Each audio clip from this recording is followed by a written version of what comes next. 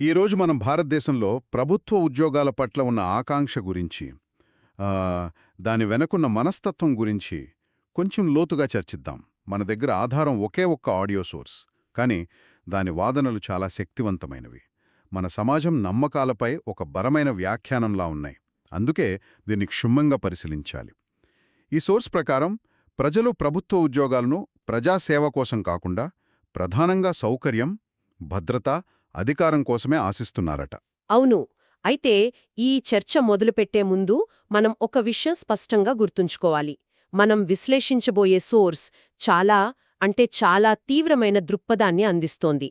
ఇందులో బహుశా మరొక కోణానికి పెద్దగా చోటు లేదు. కానీ దాని వాదనలో ఉన్న పదును, అది మన ముందు ఉంచే అద్దం, అవి చాలా ముఖ్యమైనవి. ప్రభుత్వ ఉద్యోగాల వ్యామోహం అనే భవనానికి పునాదులేంటి? ఆ గోడలు ఎలా కట్టారు? ఆ వ్యవస్థ ఎందుకు ఇంత బలంగా వేళ్లూనుకుపోయిందో ఆ కోణాన్ని మనం విడమరిచి చూద్దాం. సరే, అయితే ఆ భవనానికి పునాదిరాయి ఏమిటో ఈ సోర్స్ ఎలా చెప్తుందో చూద్దాం. అది కంఫర్ట్ జోన్ అంటోంది. తెలుగులో చెప్పాలంటే ఒక రకమైన సురక్షిత వలయం.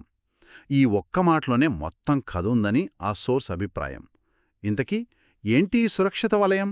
ఆ సోర్స్ ఈ సురక్షిత వలయం అనే భావనను చాలా నిర్దిష్టంగా వివరిస్తుంది. ఇందులో మొదటిది, అత్యంత ముఖ్యమైనది ఉద్యోగ భద్రత. ఒక్కసారి ప్రభుత్వ కొలువు సంపాదించారంటే ఇక వాళ్లని తొలగించడం దాదాపు అసాధ్యం అని సోర్స్ బలంగా వాదిస్తోంది. పనితీరు ఎలా ఉన్నా, లక్ష్యాలు చేరుకున్నా చేరకపోయినా ఉద్యోగం మాత్రం పదిలం. అంటే ఒక రకమైన శాశ్వత ఉద్యోగం లాంటిది. చేసిన పనితో ఏమాత్రం సంబంధం లేకుండా ఈ భద్రత ఉంటుందని సోర్స్ అంటోందనమాట. ఖచ్చితంగా అదే దాని ముఖ్య వాదన. పనితీరుతో సంబంధం లేకుండామే ప్రతి నెల 1వ తారీఖున జీతం బ్యాంకు ఖాతాలో పడుతుంది. క్రమం తప్పకుండా ఇంక్రిమెంట్లొస్తాయి. 12 నెలల జీతానికి పూర్తి హామీ ఉంటుంది. ప్రైవేట్ రంగంలో ఉండే ఒత్తిడి, టార్గెట్లు, అప్రైజల్స్ అలాంటివేమీ ఇక్కడ ఉండవని, ఉద్యోగంలో చేరిన తర్వాత ఒకరి పనితీరు ఆధారంగా వారి విలువను అంచనా వెయ్యరు అనే అంశాన్ని సోర్స్ బలంగా నొక్కి చెప్తుంది. దీనికి తోడు రిటైర్మెంట్ తర్వాత పెన్షన్, ఎక్కువ సంఖ్యలో సెలవులు, ఇవన్నీ కూడా ఈ సురక్షిత వలయంలో భాగమే. అయితే ఒక రకంగా చూస్తే ఈ భద్రత మంచిదే కదా. ఒక వ్యక్తికి, వారి కుటుంబానికి జీవితాంతం స్థిరత్వమిస్తుంది. ఎన్నో అనిశ్చితులు ఉన్న ఈ రోజుల్లో అది చాలా విలువైనది. మరి ఈ సోర్స్ దీన్ని ఎందుకు అంత ప్రతికూలంగా, దాదాపు ఒక జబ్బులా చూస్తోంది? సోమరితనంతో ఎందుకు ముడిపెడుతోంది? ఇక్కడే ఆ సోర్స్ అసలు వాదన దాగి ఉంది. దాని విమర్శ భద్రతకు వ్యతిరేకంగా కాదు, జవాబుదారీతనం లేని భద్రతకు వ్యతిరేకంగా. సోర్స్ ఏమంటుందంటే, ఎప్పుడైతే పనితీరుకు, ఫలితాలకు ఎటువంటి సంబంధం లేకుండా భద్రత లభిస్తుందో అప్పుడు కష్టపడాలనే ప్రేరణ చచ్చిపోతోంది. అందుకే దాని ప్రకారం కష్టపడాల్సిందంతా ఉద్యోగం సంపాదించడానికే మాత్రమే, ఉద్యోగం చేయడానికి కాదు. ఈ ఒక్క ఆలోచనా విధానమే మొత్తం వ్యవస్థను పట్టిపీడిస్తోందని, అభివృద్ధికి అతిపెద్ద అడ్డంకిగా మారిందని ఆ సోర్స్ యొక్క నిశ్చితాభిప్రాయం. అర్థమైంది. అంటే పోరాటమంతా కోటలోకి ప్రవేశించడానికే. ప్రవేశించాక ఇక యుద్ధం ముగిసినట్టేనని దాని భావన. సరే, ఈ భద్రత అనే పునాది మీద ఈ సోర్స్ ఎలాంటి భవనాన్ని నిర్మిస్తుందో చూద్దాం.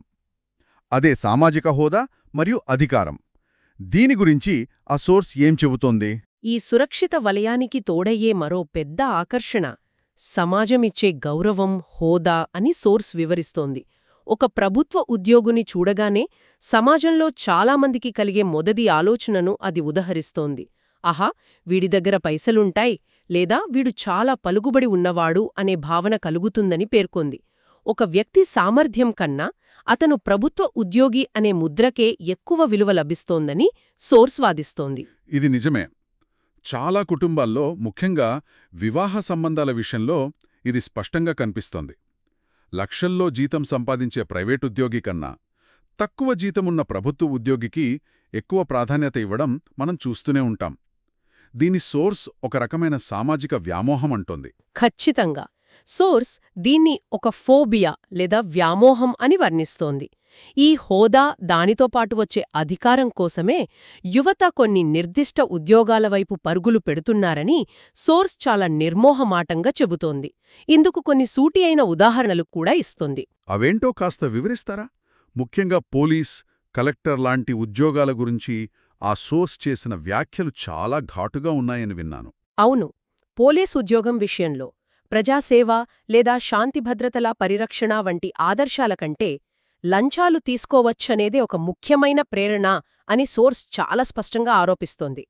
సోర్స్ మాటల్లోనే చెప్పాలంటే గట్టిగా లంచాలు నొక్కొచ్చు అనే ఆలోచనతోనే చాలామంది ఈ ఉద్యోగాన్ని కోరుకుంటున్నారని అది విమర్శిస్తోంది. వామ్మో, ఇది చాలా తీవ్రమైన ఆరోపణ.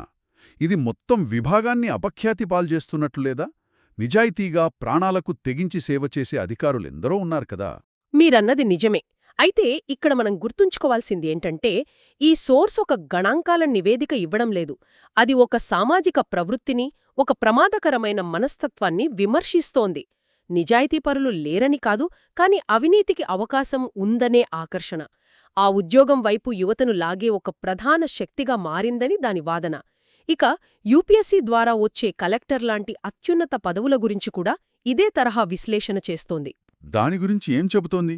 కలెక్టర్ అంటే ఎంతో గౌరవం, అధికారం ఉంటాయి కదా. అదే పాయింట్ను సోర్స్ పట్టుకుంది. కలెక్టర్ అయితే ఒక వ్యక్తి హోదా అమాంతం పెరిగిపోతోందని, అతను ఆ జిల్లాకు ఒక రాజు అనమాట అనే స్థాయికి చేరుకుంటాడని, ఇక అతన్ని ఎవ్వరూ ప్రశ్నించలేరనే భావన ఉంటుందని సోర్స్ వివరిస్తోంది. ఇక్కడ కూడా ప్రజాసేవ కన్నా ఆ అపరిమితమైన అధికారం, ఆ హోదా కోసమే ఈ అబ్సెషన్ అని సోర్స్ వాదన. ఇప్పటివరకు మనోమనస్తత్వం గురించి, దాని వెనకున్న కారణాల గురించి మాట్లాడాం. కానీ ఇక్కడి నుండి ఆ సోర్స్ తన గొంతులో పదును మరింత పెంచి నేరుగా ఈ ఉద్యోగాల కోసం ప్రయత్నించే యువతనే లక్ష్యంగా చేసుకుంటుంది. ఇక్కడ ఉపయోగించిన భాష చాలా చాలా కఠినంగా ఆలోచింపచేసేలా ఉంది. అవును, ఇక్కడి నుండే ఆ సోర్స్ తన విమర్శలో ఏమాత్రం వెనకాడదు. ఈ సురక్షిత వలయాన్ని, ఈ సౌకర్యాన్ని కోరుకునే అభ్యర్థులను నేరుగా వెధవలు అని సంబోధిస్తుంది. ఇది చాలా బలమైన, అభ్యంతరకరమైన పదం. కాని సోర్స్ దృక్పథంలోని తీవ్రతను అర్థం చేసుకోవడానికి ఇది ముఖ్యం. ఒక్క నిమిషం. కష్టపడకుండా ఉండాలని కోరుకునేవాళ్లని వెధవులనడం చాలా తీవ్రమైన విమర్శ. అసలా సోర్స్ ఈ మాటను ఏ సందర్భంలో, ఎందుకు అంత బలంగా వాడుతోంది? లక్షలాది మంది యువతను కించపరచడం కాదా ఇది? మీ ప్రశ్న సబబైనదే. సోర్స్ వాదనను సమర్థించాలని కాదుకాని దాని వెనుకున్న తర్కాన్ని వివరిస్తాను. స్వంతంగా కష్టపడి ఒక సామ్రాజ్యాన్ని నిర్మించుకోలేనివారు, రిస్క్ తీసుకోలేనివారు, కొత్త విషయాలు నేర్చుకోవాలనే తపన లేనివారు, అలాంటి వాళ్లే ఈ సురక్షితమైన గూటికి పరుగులు పెడతారని సోర్స్ అంటుంది.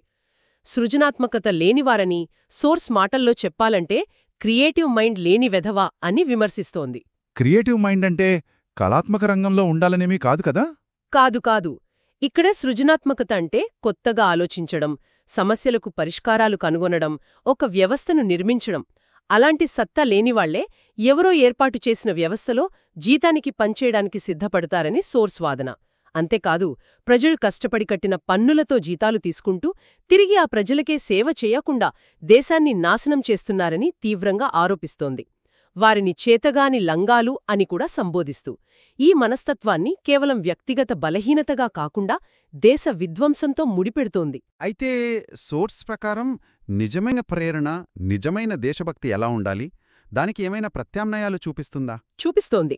అది ఆదర్శవాదంతో కూడుకున్నప్పటికీ చాలా శక్తివంతమైన ప్రత్యామ్నాయాలను ముందువైపొస్తోంది. నిజంగా దేశానికి సేవ చెయ్యాలనే ధైర్యముంటే పోలీస్ అవ్వడం కాదు, సరిహద్దుల్లో ప్రాణాలను పణంగా పెట్టే సైన్యంలో చేరమని సవాలు విసురుతోంది. టీచర్ అవ్వాలనుకుంటే కేవలం జీతం కోసం కాకుండా అబ్దుల్ కలాంలాగా గొప్ప విషయాలు బోధించి విద్యార్థుల్లో స్ఫూర్తి నింపాలని చెప్తోంది.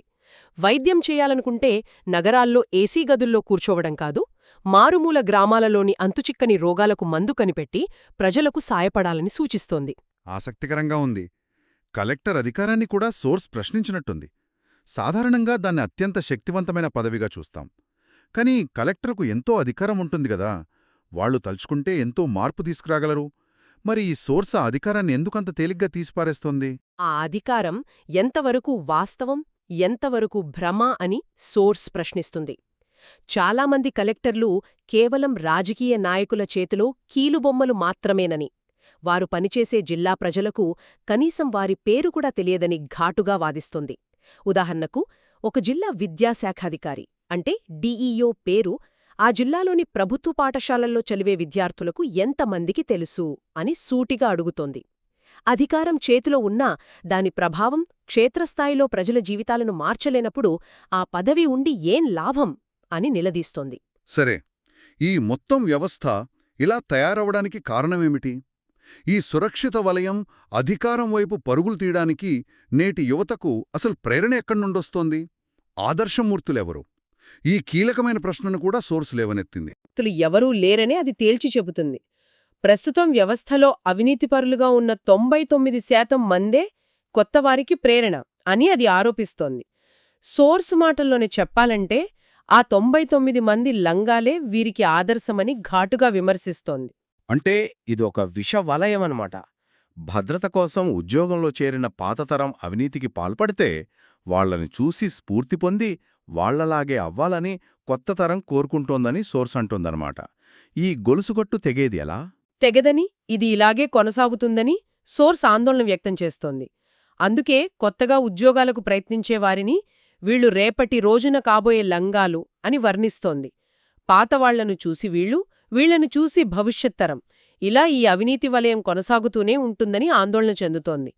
రెవెన్యూ, ఆర్టీఓ వంటి శాఖలలో 100 కోట్ల అవినీతి జరుగుతోందని సోర్స్ నేరుగా ఆరోపిస్తోంది. ఈ అవినీతి కేవలం డబ్బు రూపంలోనే కాకుండా ఒక జీవన శైలిగా, ఒక నైతిక పతనంగా ఎలా మారిందో చెప్పడానికి సోర్స్ ప్రభుత్వ పాఠశాల ఉపాధ్యాయులను ఉదాహరణగా చూపింది. ఆ వ్యత్యాసం చాలా ఆలోచింపజేసేలా ఉంది. అవును, అక్కడ సోర్స్ ఒక బలమైన చిత్రాన్ని మన కళ్ల ముందు ఉంచుతుంది. ఒకవైపు వర్షం వస్తే కారిపోయే పైకప్పులతో, కూర్చోడానికి బల్లలు లేని శిథిలావస్థలో ఉన్న ప్రభుత్వ పాఠశాలలు, కనీసం ఒంటిమీద సరైన బట్టలు, కాళ్లకు చెప్పులుగూడా లేని పేద విద్యార్థులు. మరోవైపు అదే పాఠశాలకు పాఠాలు చెప్పడానికి వచ్చే ఉపాధ్యాయులు మాత్రం ఖరీదైన కార్లలో వస్తున్నారని, ఈ ద్వంద్వనీతిని, ఈ వైరుధ్యాన్ని ఎత్తిచూపుతుంది. అది వారి వ్యక్తిగత సంపాదన కావచ్చు కదా, దాన్ని తప్పుబట్టగలమా? సోర్స్ దీన్ని వ్యక్తిగత సంపాదనగా చూడటం లేదు, దాన్ని వ్యవస్థాగత వైఫల్యంగా, నైతిక పతనంగా చూపిస్తోంది. వారు పొందుతున్న జీతానికి, వారు బాధ్యత వహించాల్సిన విద్యార్థుల దుస్థితికి మధ్య ఉన్న అగాధాన్ని ఇది సూచిస్తుందని దాని వాదన. తాము పనిచేసే చోటు బాగుండాలి, తమ విద్యార్థులు బాగుండాలి అనే బాధ్యత ఏమైందని ప్రశ్నిస్తోంది.